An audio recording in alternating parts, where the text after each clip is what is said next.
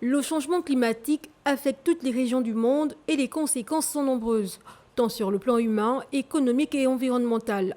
La Semaine africaine du climat est une plateforme d'échange et d'appui pour les pays du continent. Aujourd'hui, ce qui est urgent, c'est déjà mettre en œuvre les contributions nationales prévues déterminées, définies par chaque pays. Ce sont donc des plans d'action climatique arrêtés par chaque pays.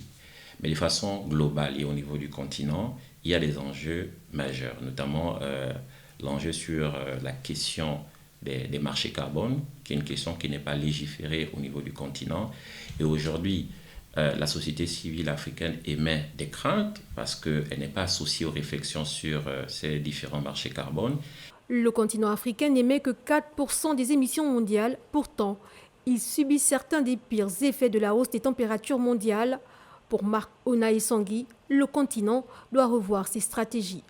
Il faut d'abord, et ça c'est mon point de vue, arrêter d'être les mendiants à tous les niveaux au niveau international. Si on se retrouve à Nairobi pour célébrer la semaine africaine, ça ne devrait pas être une occasion pour préparer la COP. Combien de fois les Africains se sont retrouvés entre eux pour préparer une conférence internationale sur le climat, comme c'est le cas aujourd'hui. Je suis pour que des sommes d'argent dépensées pour réunir toute l'Afrique autour de la table, afin qu'on sorte un papier, c'est des sommes colossales.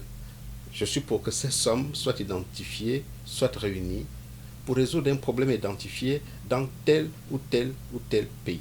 L'Afrique dispose d'énormes potentiels pour faire face au changement climatique, à l'exemple des énergies renouvelables dont l'exploitation pourrait la positionner comme un leader mondial en matière de croissance verte.